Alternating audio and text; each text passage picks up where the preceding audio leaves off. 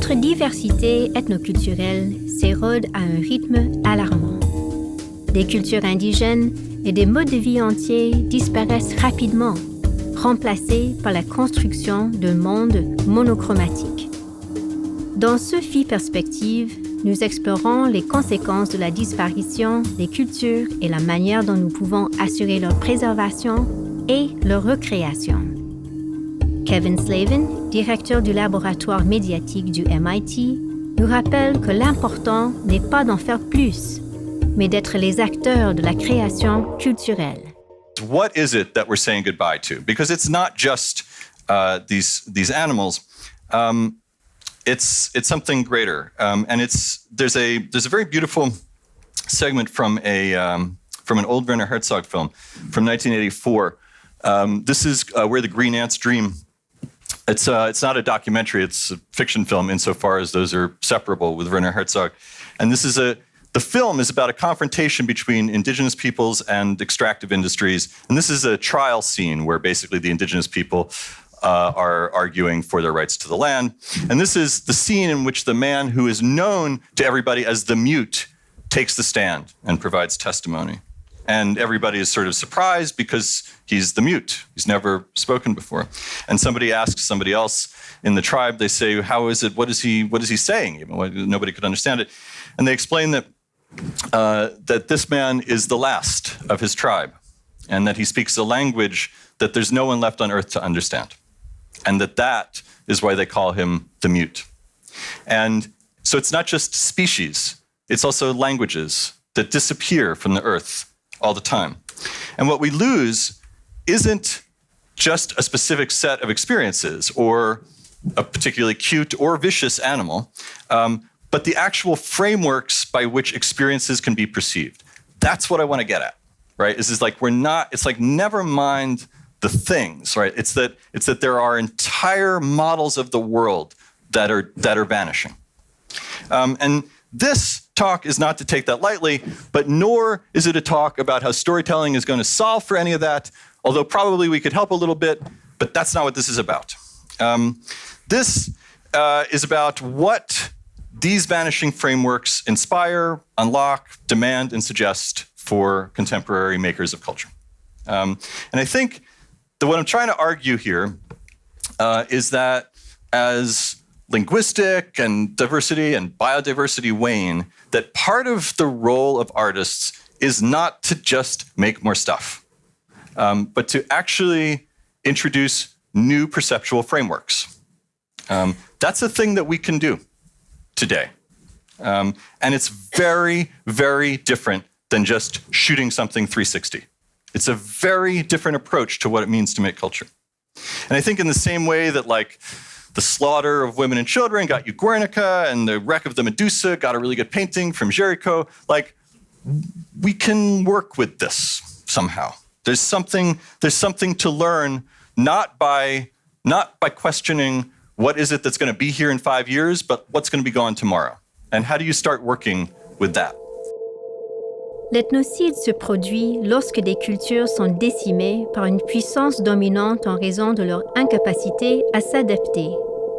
Jeb Chumba, artiste, activiste et fondatrice de African Digital Art et du Future Lab Africa, revisite son identité à travers l'histoire de la colonisation et explique comment, aujourd'hui, elle se place en force d'opposition au phénomène de colonialisme numérique. But I wanted to make this much more personal and actually less abstract by just bringing it back to my favorite subject, which is me. So my grandparents worked and lived in reservations in the Great Rift Valley in Kenya. And they undertook this colonial enterprise where they burnt away all their possessions and took on Christianity.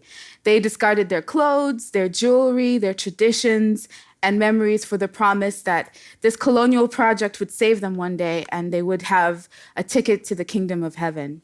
And as a result, I was taught that the only thing that I could keep was my mother tongue, which I would soon lose because I was put into missionary schools and foreign schools, giving me this amazing accent that you're hearing today.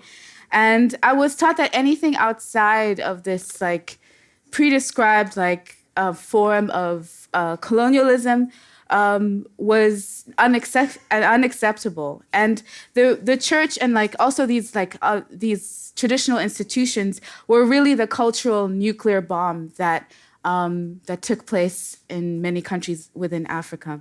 And also, by the way, I'm speaking about Africa, the most diverse place in the world, with 53 plus nations. So if anything you hear is like, what? It's because I'm set up to fail. Like, come on, like, how am I supposed to speak on behalf of such a massive space? But I try to every day, so you can wish me luck on that. So asking questions when I grew up about the past was seen as witchcraft because we had the good word of God. Like having a critical mind was seen as witchcraft because we should live by faith. And this is not only something that was like something from religion, it also poured into our hospitals, into our schooling, into our churches, into our interactions. And being Africa meant that you were a third world citizen. And in order to succeed in this world, you would have to aspire to Western ideals as closely as possible, which meant that, you know, it was suggested to me that perhaps I should straighten my hair or bleach my skin or learn as much as Western civilization as I could so that I could actually become a successful person. And sometimes I think about that and it's like, oh, yeah. But thankfully, I'm not a person who follows the rules, and this isn't because of me. I come from a long line of rebellious women. So I'm very fortunate for that, for having that in the back of my mind. So going back to the topic today, which is digital colonialism and erasure. On the internet, I'm known as Digital African, and I run this website called African Digital Art. In fact, most of the slides are artwork that is featured on the website, so I encourage you to go to africandigitalart.com. We feature and showcase digital art projects from Africa and the diaspora. And from a very young age, I was fascinated by the internet because it allowed me to become and be whoever I was. It allowed me to connect to other people. And most importantly, it allowed me to give other people a different view of Africa that was outside of this war-torn, diseased, like damned, poverty-stricken continent that only offered like raw materials and The Lion King. La technique du mash-up est au cœur de l'échantillonnage du hip-hop. C'est un acte de réinvention, de recréation et de renouveau. Dans cet entretien, Reza, membre fondateur du Wu-Tang Clan, explique comment il a mélangé Quentin Tarantino, Jim Jarmusch et John Woo dans son film L'homme au point de fer. And Jim was the first director to bring me into this whole film world. He hired me to do the score for a movie called Ghost Dog. And I studied his style.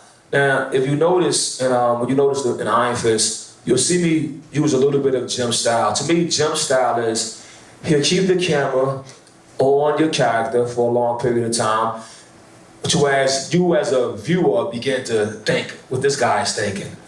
But what Tarantino does, he'll keep the camera on you for a long period, but the dialogue is so intense that you just get lost in the dialogue. But then there's John Woo, who also inspired me. And John Woo, if he keeps the camera still, it's a bunch of shit going off in the middle, you know what I mean? And so therefore, I combine those three men styles for some of my shots. You'll notice when the blacksmith is sitting there holding the girl and everything is going up behind him. That's like a John Woo, Tarantino, John Woo, RZA mashup, you know what I mean? Lors de cette conversation avec Narcy, rappeur et éducateur, Saul Williams nous a donné un aperçu de son album Martin Luther King et parle de l'inégalité à l'échelle mondiale. Il subvertit le mot « hacking » comme un acte de rébellion contre un monde monochromatique et globalisé. Hacking the dietary sustenance, tradition versus health. Hacking the comfort, compliance, hacking to the rebellious gene, hacking the doctrine, capitalism in relation to free labor and slavery, hacking to the history of the bank as beating the odds, the mere act of joining the winning team, hacking the desperation and loneliness, the history of community and the marketplace, hacking to land rights and ownership, hacking to business law, proprietorship, hacking to ambition and greed, hacking to forms of government, the history of revolutions, the relation to suffering and sufferance, hacking to faith and morality, the treatment of one faith towards another, hacking to masculinity, femininity, sexuality, orally, what is taught, what is felt, what is learned, what is shared. Hacking the gods, stories of creation, serpents and eggs. Hacking the nature, biodynamics, biodiversity, cycles and seasons. Hacking the time, calendars, Descartes, its relationship to doubt as it wired to fear, the notion of control, the space-time continuum, the force of gravity, whether the opposite of gravity is freedom. Hacking the freedom, power, responsibility, justice, the Bill of Rights. Hacking the coincidence, the summer of 68, the 27 Club, the number of people with Facebook profiles, people who choose to share, people who share too much, people who seem lonely, people who want to connect, people who want to uplift, people who need uplifting. Hacking the self-help, self-sufficiency, and self-indulgence. Hacking the crazy, hacking the lunatic, hacking the star, hacking the infamous, notorious, hacking the narcissism, the effects of poverty on the psyche, the effects of race, the effects of cruelty, the victims that survived. There is a panel marked survival. 3 simple copper wires coiled round an orb, hacking the orbit, equatorial landmines, useful and precious metals, coltan as cotton, hacking the hazardous, nuclear, blue clear, cloud forming, fish farm, cow farts and pictured, hacking the horse, industrial, digital, hacking the code, use your instrument as metaphor, harness your craft, hacking to the mainframe, dismantle definition, dogma and duty, hacking the destiny, hacking the dreams, subtext and subconscious, hacking the heart, cardio, Congo, blood rich in oil, hacking the suffering and despair, hacking to the unfair advantage of those lucky enough to be born into one family or another, into one condition or another, hacking to the circumstantial evidence that proves the obvious and wakes the oblivious, hacking to birthright, bloodlines, royal and tainted, hacking to superstition, old wives' tales or rituals of the shaman, hacking to chemistry, the pharmaceutical industry, the modern-day rape of the forest, hacking to DNA, the coiling serpents, the time it takes for modern man to determine whether ancient man were foolish or not, hacking to the database, hacking to the subconscious, the panel mark survival, hacking to celebrity, hacking to the cultural development of taste, hacking to violence, fear, and ignorance. How are they linked? Nous venons de voir Saul Williams, écrivain et poète, qui préparait le terrain pour son album, qui prend place dans les mines de minéraux précieux d'Afrique, un continent riche en ressources, mais assailli par l'exploitation. Merci d'avoir écouté Sophie Perspective. Rejoignez-nous dans notre prochain épisode qui se penchera sur les penseurs et créatifs afin de comprendre leur vision du monde de demain. Pour en savoir plus, consultez notre site web centrephi.com.